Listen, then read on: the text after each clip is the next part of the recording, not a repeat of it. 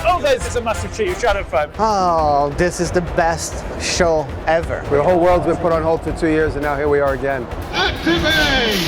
Some come out great, some don't come out so great. You are there. That was perfect. You gotta have that in. I know what you could have won. All those people know my name now, and it creeped me out. It really appeals to my workshop OCD. Well, that's not even my real name. It just sounds cool. Oh wow, I don't even know what I'm about to do next. Hey guys, Jonathan here, and we're at Maker Central 2022. The booth's all set up and ready, everyone's here, so let's go and look around. We can't wait to see who we're going to meet and who we're going to get to talk to. I actually came as a member of the public this year. I kind of wanted to try and come and appreciate the event for what everyone else gets to see.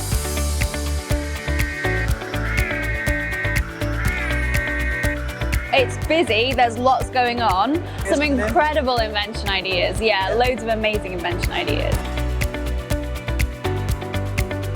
The third time I've come, and this is easily the worst one. All right. No, I'm joking, I'm joking. There's lots to see and do. All the big names will just stop and speak to you. Have you been able to get much turning done?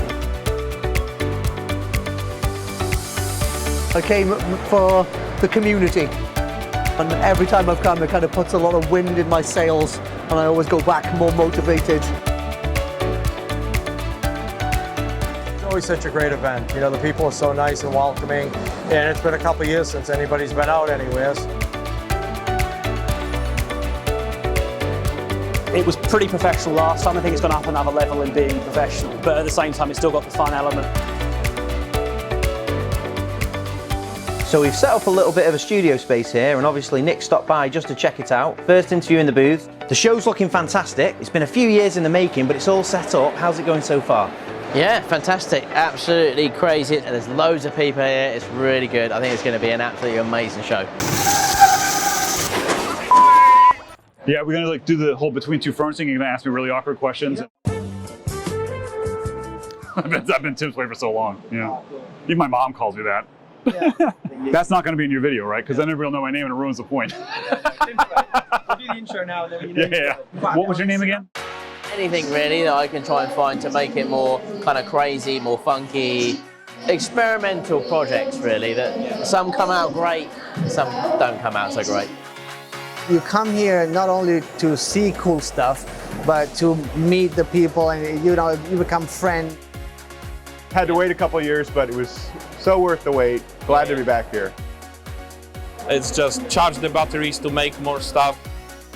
It's great to see everybody, and the support that people bring to the show is, I can see where it gets done all the time. So nice to be able to have an event where we can see people in person again. And we also have a stand. So Kids Invent Stuff have a stand where we're collecting kids' invention ideas. So we're currently collecting ideas for inventions that can be built into hats, and then next month we'll be building one and bringing it to life. I love the fact that you've got so many different companies here and different things to have a go and practice at. The great thing about these things is you can come and see what other people are doing, and whether they're doing something the same as you or something completely different, it's good to know that there's other people out there that just like making stuff, like messing around with tools, fiddling around in sheds. You know, we're all sort of in this big community, but we don't always know it. Yeah. Because it can be quite not a lonely thing, but you know, you tend to get transfixed on what you do, and you just do it in your shed and in your environment. But there's people out there trying to do the same thing. My day job is working in the film industry, and I work in a division called Creature Effects. We make robots, puppets, animatronics for films like Harry Potter and Star Wars and stuff. And I was on Star Wars making BB-8s with some colleagues of mine. Someone said, oh, there's a guy in Winchester who's got a YouTube channel and he's making a BB-8, and it was James Bruton. So someone said, oh, I know him, and I live in Winchester. So I was like, oh, introduce me. So we hooked up, and I hadn't done any 3D printing then, and he lent me a 3D printer. Oh, wow. And that's what got me to 3D printing. So actually, I kind of got into the whole YouTube thing, but through meeting James, because he was making a BB-8, and we'd made the real BB-8, so yeah. I didn't have a favorite project when I did them, but a couple that really stood out. I had made a birdhouse that was crazy. It got like 1,000 views, and then literally on my birthday it got 200,000 views. This was a couple of years ago. It's since gone up to about 600,000 views, but It was real popular in Russia. I don't know why. Like some country over there. And yeah, it's just weird how things like that happen. I once put loads of Coco Pops into an extractor and fired them at my face. It's spectacular. I get a lot of flack for it, but also a lot of love. So yeah. A couple years ago, I made a katana out of paper, which is actually quite nice. I've still got it. Another one I made, actually out of lollipop sticks. I made like an Assassin's Creed like hidden blade that like came out with like whenever I pulled on like a little string and had a little hidden blade come out. I think that was probably the one I have the most fun making. I just made a small replica cream egg. It looked like a cream egg. You could actually sit it next to a cream egg, but it was made with wooden resin. I mistakenly put it out at Christmas instead of Easter. Right. I think I could use Shadow Foam to organize my shop, which is really de-organized, and it would be a great help, actually. I didn't know the product existed, and I think it's perfect for me because I leave my tools everywhere. Like, I never like put it in the right place. My shop is always a mess. Currently got a Shadow Foam project on the lathe at the moment, so yeah, I'm looking forward to seeing what that's going to come off. I don't know. I'm not trying to get clicks or you know, chase algorithms. I just love sharing and showing what I'm doing and hopefully inspiring people. And like I said, like all the good advice here, like meet people from like other countries that are like, yeah, man, you inspired me to make this guitar out of trash or something. And it's like, no way, like that. It means it's all worth it, you know. I think like in school, as you're coming through school, it is a bit of a dying trade to do things by hand. And I think that's a real shame. So I wanted to put out there and make people see like, no, it's not. And you can make a living out of this. So that's why I decided to do it originally. You know, a lot of people are always like, is it too late? Is it too late for me to bring something new to the table? I think everybody, just like everybody has their own facial features, everybody has their own handwriting, everybody has their own speaking voice, everybody has something new and interesting to say about whatever it is they do. This is the advice I give the most often is just start. You know, I came up with a phrase recently, I wrote it in my notebook, it says, I'm finally ready to be perfect. As a joke, because everybody waits and waits and waits for the most perfect idea. You know, you gotta just get into it, and then that idea will come to you while you're working. Just glad to be here. I'm here with Mark, Peachtree Crafting, one of our affiliates, and he's brought over this jerry can that he's been working on at the show. He thought, no time like the present, if we cut some foam, you've got the jerry can, we've got a full finished project during the Maker Central weekend.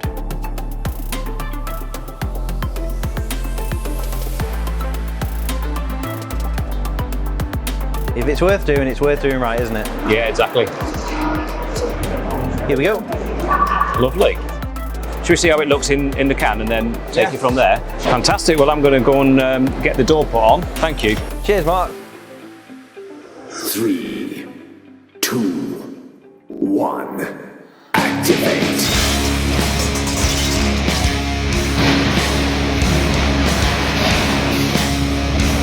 Yeah.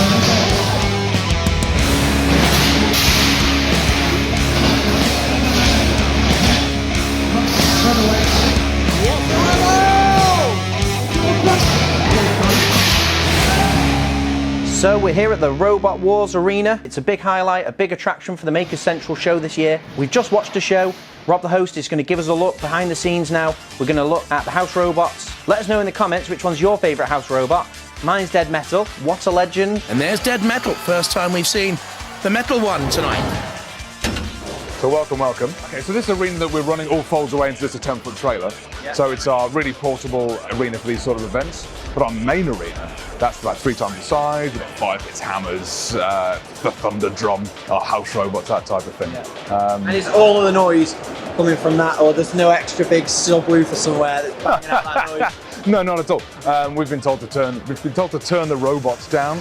A bit difficult when you've got like a 3-ton pressure behind an axe smashing away. Smashing on basically what is a drum. Essentially, yeah, basically. This ply is always relayed at the beginning of every event. It gets sanded, it gets painted, and it's pristine and beautiful. After the first fight, it's knackered. That's a lot of damage. For the first time, really, we have our replica house robot from the BBC with us. 2 designers and creators. CO2. So 2 designers and creators, Callum and Jamie, created these from the original molds from the BBC, these house robots. So Shunt was designed from the original molds, so this is the exact dimensions of the original shunts. The dead metal, obviously, because it's made with tubular steel, has no molds. So what Jamie did, he knew the exact circular saw blade that was used, and he knew the size of the wheels that were used. So kind of eyeballed it just from that. It's incredibly impressive. And Sergeant Bash got the original molds for Sergeant Bash and built himself a fully working replica. This flamethrower's got a range of about 15 foot. But of course, our competitors, that's the bread and butter of robot competition. Tanchi, built for the Chinese wars, called King of Bots. Got to the semi-finals out in the Middle East in November with us as well. That was a big competition that we were having out there. Vulcan, from the family, the brain of Apollo, so this is the new bot, again, for King of Bots in China. The amount of effort that goes into it, you can see it's no mean feat getting all this set up and running. Yeah, it's a hobby, it's a passion, you know, the guys don't get paid to be here, it is a sport at the end of the day, but it's an expensive one, you know, some of these things can run £5,000, £6,000, £7,000 easily. I am never going to financially recover from this. It's going in there could potentially get destroyed, so you're also putting a lot of risk involved. You really are. But at the end of the day, people can tell when you're doing half measures and you want to put on a good show. So we do have to beat each other up, unfortunately. Yeah, well, you certainly sounded like you did enough beating each other up. Yeah, we had a lot of complaints. We were definitely making enough noise, I think. Yeah. 3, 2, 1, activate! So we're just finishing off our weekend and we've headed over to our favourite booth, the Make Gosport, who've been doing a great job over here. It's been really busy every time we've gone past. And they put together this tool wall challenge. We've got Craig at the top here at 47 seconds, which is like superhuman. I think I've been putting tools in foam for 10 years now, and I don't think I'm going to be able to get that good. But yeah, hopefully we'll see who is the best and the fastest shadow foamer at putting the tools back in the wall. Right, Dylan, you're up first. Put the safety gear on. 3, 2, 1, go!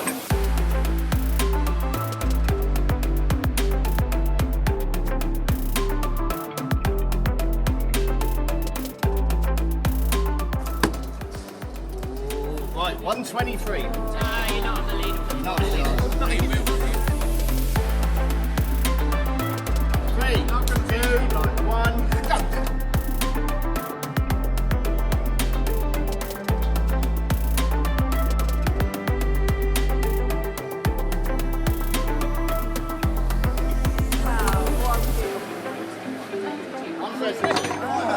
That's right, it fell out after. Go on, Donna. Go on. 3, 2, 1, go!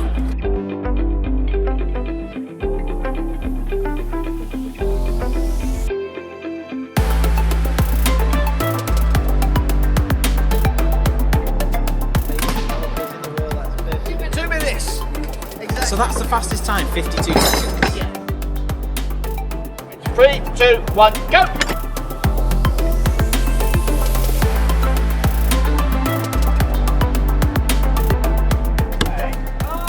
Oh. 57. Ooh. That'll do, I'll have that. As long as I beat Dylan. Because that puts you. Oh! Yes. You're there! Second place. Chris is standing strong at the top. Well done. That is tricky. Well, I'm glad I won that.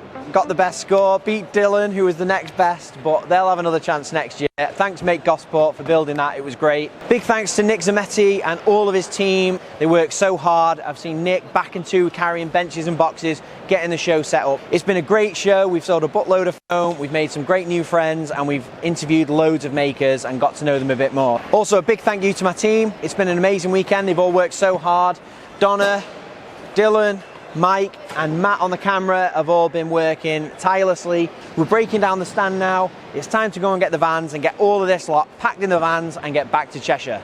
Big thank you to the Maker Central team and a big thanks to you all for watching. So we'll see you next time. Thanks for watching. If you liked that video, why not check out some of our others? We've got new videos coming out every week. And colinfurze, what's the quickest way for people to see these videos? Subscribe.